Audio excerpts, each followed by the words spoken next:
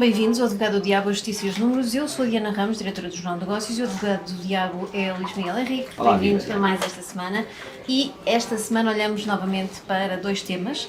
O veto de Marcelo Rebelo de Sousa ao pacote mais habitação é o primeiro destes dois temas. O segundo são as contas e os cortes da Santa Casa da Misericórdia. Vamos então ao primeiro, Miguel. Marcelo Rebelo de Sousa decidiu devolver ao Parlamento o diploma mais habitação, as medidas que ainda estavam por entrar em vigor, mesmo sabendo que ele seria reconfirmado pela maioria socialista sem serem feitas nenhumas alterações. O Presidente justificou a decisão com falta de credibilidade para a execução daquelas medidas, a ausência de um acordo político alargado e a falta de mobilização dos portugueses em geral. Genericamente, a carta era extensa, mas foram estas as ideias que o Presidente da República deixou. É razoável, Miguel, esta argumentação do Presidente da República? Bom, não só é razoável, do ponto de vista prático, como acho que Marcelo Rebelo de Sousa é um constitucionalista, um professor de Direito, formou professor de Direito. Mas não encontrou problemas de O que constitucionalidade. significa que, exatamente, eu ia dizer, não há problemas do ponto de vista da construção da lei em relação à constitucionalidade da mesma, porque senão o veto não teria sido político, teria pedido a fiscalização preventiva e remetido para o Tribunal Constitucional, não o fez optando por escolher muito bem as palavras, e volto a dizer, como professor de Direito que é, e pelo excelente aluno que foi, e pelo excelente professor que é, as palavras não são escolhidas por acaso.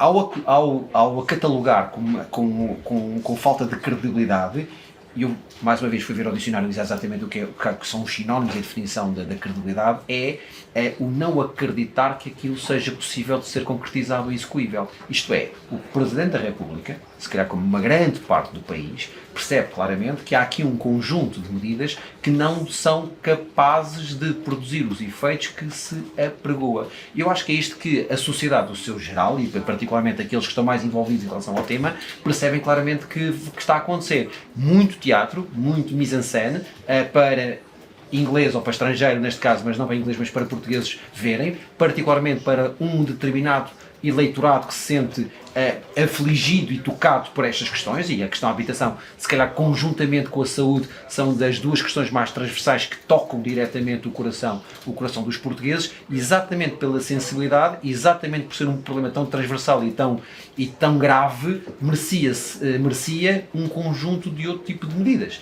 E medidas que passam, e podemos falar disso mais adiante, quando tu olhas transversalmente em relação ao documento, há muito pouco investimento público, há muita desresponsabilização por parte do Governo e há um não aproveitamento, nomeadamente da folga orçamental. E deixa-me antecipar até já aqui uma das conclusões que eu gostaria de ter visto, se calhar enquanto português, enquanto cidadão. Se nós estamos neste momento com uma determinada folga orçamental, e se isso é conhecido, eu acho que sinceramente ele tinha que ser usado em dois eixos.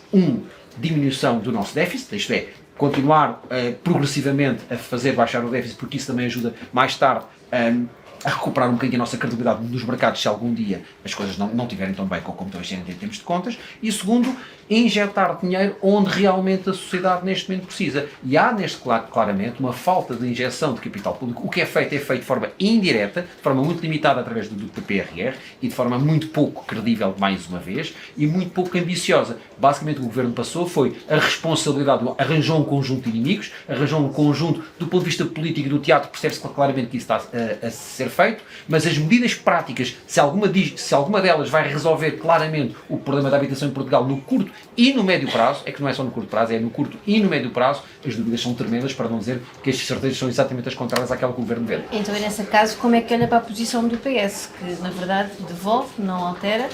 Isto é alimentar mais o braço de ferro com lei, ou é desistir se quer dizer eu fiz o meu papel e não vou fazer mais? Eu acho que, é assim, se estivermos a trabalhar no cenário político, e cada vez mais a política é uma política para vender ideias e não para as concretizar. E hoje o país, a lei cartaz, falava Marcelo Rebelo de Sousa. Isto é muito feito para eleitor ver e para eleitor sentir e para achar que alguma coisa está a ser feita. É um bocadinho o mundo da percepção. Hoje em dia a política é uma política de percepção. Não interessa o que realmente se consegue, interessa aquilo que o eleitor acha que se está a fazer. E o PS neste momento está a ser no mínimo politicamente coerente. Porque Agora, fazendo papel de advogado do diabo, como o próprio nome do programa o indica, qual é que seria a alternativa? O PS fragilizar-se e dar a mão à palmatória, mostrando que afinal os seus adversários políticos, incluindo partidos da oposição, à esquerda e à direita, e o próprio Presidente da República estavam cheios de razão e o PS é que estava errado, que afinal isto não ia ser... É difícil, a partir do momento em que o consenso não foi trabalhado, o tal pacto de regime que Marcelo Rebelo de Sousa também fala e que um conjunto de outros stakeholders institucionais apelam, não havendo esse regime, esse consenso, a partir do momento em que o PS impõe pela força do seu voto, impõe pela força da sua maioria estas posições, acaba por ficar refém delas mesmas. Politicamente tem pouca alternativa para este veto não ajudaria de alguma forma, por exemplo, a que se tentasse um consenso político, não era uma oportunidade para se abrir a discussão de novo em torno de um consenso político de medidas mais estruturantes para esta crise habitacional? Eu acho que o quadro político que vivemos não o permite. As coisas estão devidamente, as entidades e a quem vive da política e quem faz política está extremamente barricado nas suas ideias e nas suas posições. E que parece que qualquer cedência, qualquer consenso é uma fragilização da sua posição junto do seu eleitoral e daquilo que tem conseguido. E nesse momento, e fruto daquilo que foi construído do ponto de vista político no cenário que se traça na Assembleia da República, até fora dela, é extremamente complicado trabalhar esse tipo de consensos. Os consensos hoje parecem sempre soar a cedências e isso é a dificuldade operacional que ninguém quer fazer. E no meio deste jogo político, como é que fica a questão da habitação em si? Porque as respostas não avançam. Eu estive a preparar um bocadinho este programa e fui ver não só o que se escreve cá, mas também o que se escreve fora. Não é um problema de Portugal. Mas eu olhei para Portugal, como é que lá fora está a ser visto isto? E a parte mais engraçada é que em dois sítios completamente distintos, quer no Brasil, quer no UK, quer em Londres, isto é analisado como se estivéssemos a ser vítimas do nosso sucesso. Isto é, quando analisam retrospectivamente tudo o que foi feito, nomeadamente a captação de investimentos estrangeiros, nos vistos golos, na captação dos nomes digitais, etc.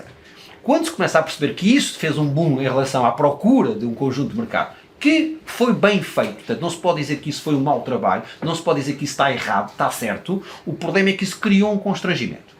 O problema é que agora se está-se a querer fazer tábua rasa de tudo o que foi bem feito para apostar nos seus antípodas. E eu acho que era possível, para não sermos vítimas do nosso sucesso, e é aqui que entra o papel do Governo, é aqui que entra as linhas de investimento público, há que aprimorar tudo aquilo que foi feito e ajustar. Percebo claramente a questão da cedência em relação à questão da concessão dos vistos de gold de maneira distinta do que ela foi feita durante 14, 15, 16, 2017, etc. Mas a partir do momento é não estragar toda a parte que está boa e fazer aquilo que tem que ser feito. E o que é que tem que ser feito? Uma política de investimento público de habitação para que os portugueses possam ter casa. Porque aquilo que vem de lá fora é que realmente nós começamos a ser vítimas em que o mercado do imobiliário está muito focacionado e muito virado para quem tem poder de compra e neste momento é quem chega de fora e isso limita muito o acesso à habitação dos portugueses. Ora bem, é aqui que o Governo, se calhar usando alguma da folga orçamental que tem e usando o PPRR, consegue desenvolver um plano de 10 anos para que possamos ultrapassar de vez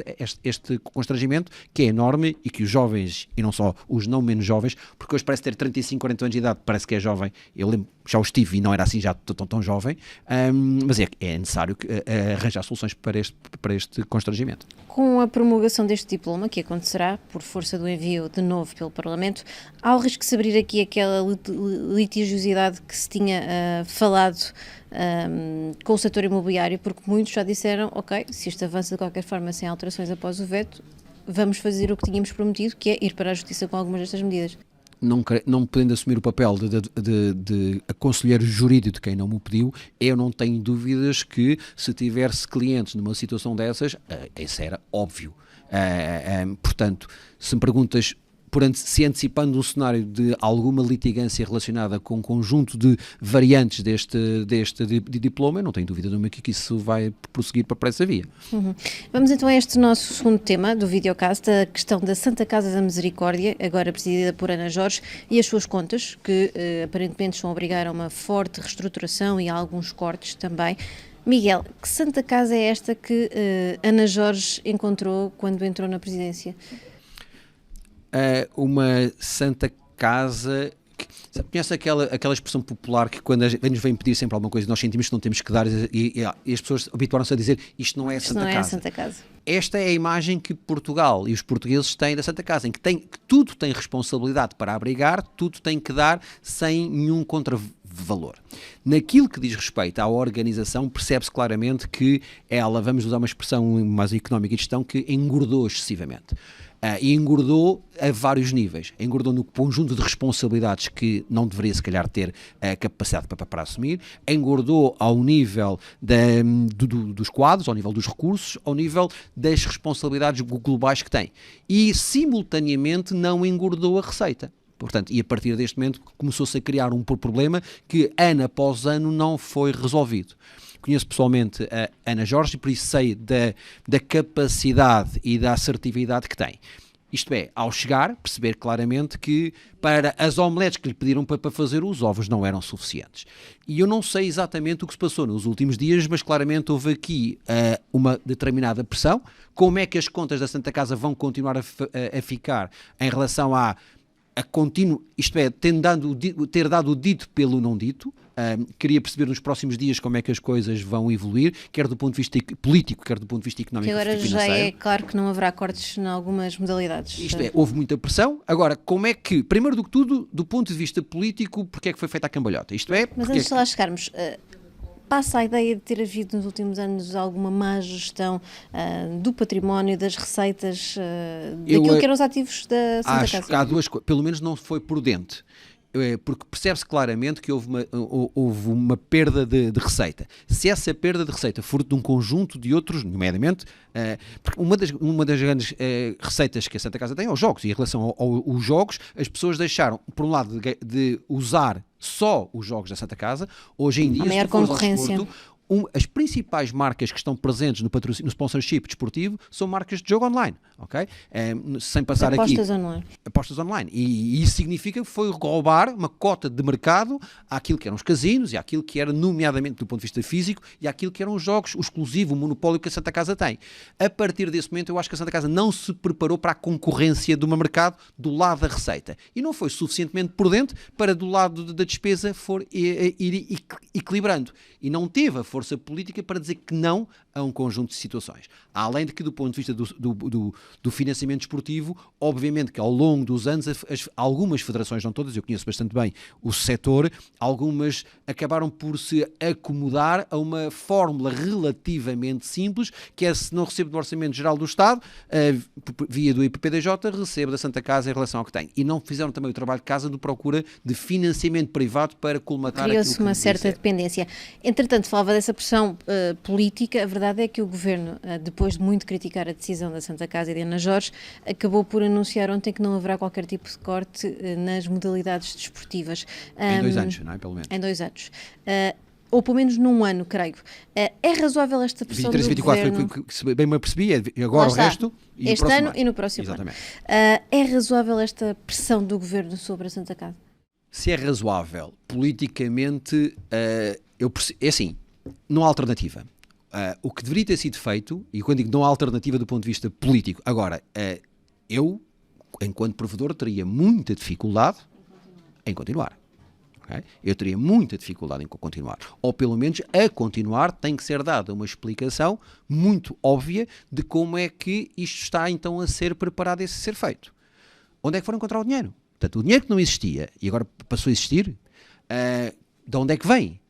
Vai-se continuar então então, se estava errado e estamos a criticar que nos últimos anos as coisas foram pelo caminho errado, vai-se continuar? Porquê?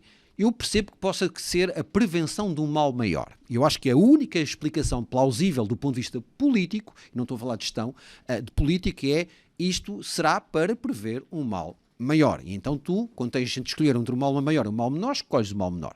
Mas ainda assim, obriga a Ana Jorge, claramente, a ter que dar uma explicação e a ter que vir explicar porque é que a Santa Casa, passado alguns dias, dá exatamente o sim a algo que tinha que dito que não. Sem conhecer as razões, não quero opinar, mas que a explicação fica devida, não tenho dúvida nenhuma que fica. Muito bem. E está assim fechado mais um Advogado do Diabo, a Justiça e os Números. Para a semana temos mais uma análise. Obrigada, Miguel. Obrigado, Bel.